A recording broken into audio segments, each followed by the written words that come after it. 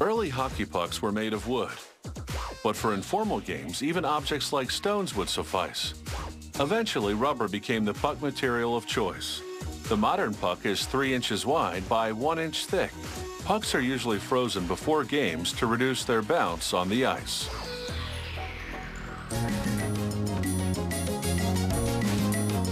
"11 different ingredients go into making these rubber hockey pucks. The recipe begins with natural rubber. 2 types of oil make the rubber durable. Certain minerals act as curing agents and anti-aging agents.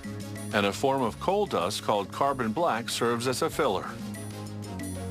Workers feed the ingredients into a preliminary mixer. First, the slabs of natural rubber. Then antioxidants to lengthen the rubber's lifespan. Then one type of oil to help blend in the dry chemicals. Then another type to refine the rubber's rigidity level. Then additives such as calcium carbonate and sulfur to help cure the rubber during the molding process.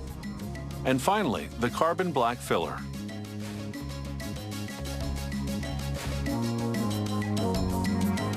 After 10 to 15 minutes of this preliminary blending, the mixture goes down a chute and onto a conveyor belt, which transports it to a machine called the mill mixer. It will perform the final mix.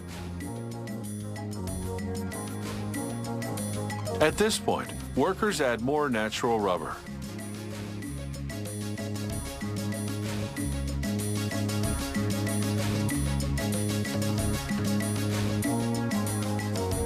Then they add another harder rubber that will make the hockey pucks more resilient.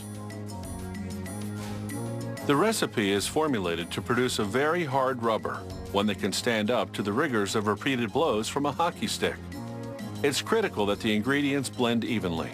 That's why workers continually cut the rubber while it's mixing.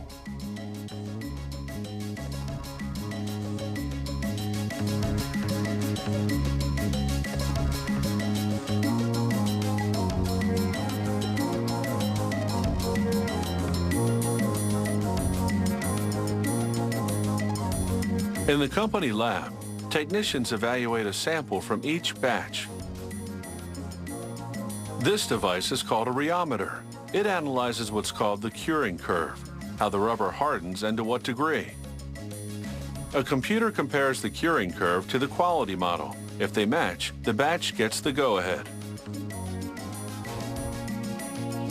The rubber hasn't yet gone through the curing process, so it's still malleable. An extrusion machine squeezes it through a round die. This produces logs about 40 inches long and 3 inches wide, the exact diameter of the hockey puck.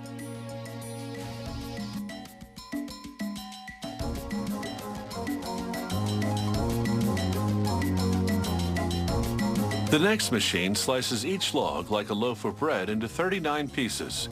Each piece is 1.1 inches thick. These pieces are called preforms because at this stage, they're not quite fully formed pucks. Workers put them into compression molds that look like giant muffin pans.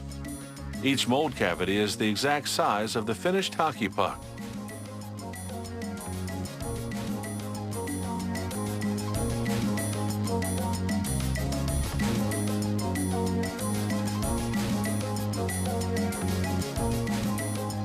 A cover goes on.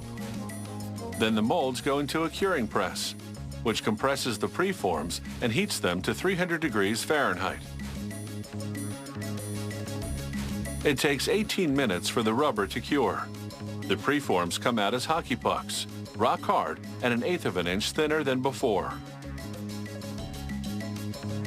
They cool for 24 hours.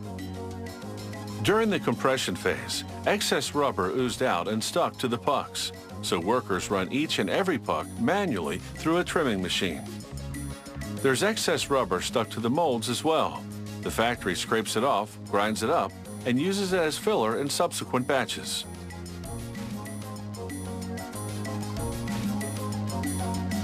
The mold embedded a dimple pattern on the puck's edge.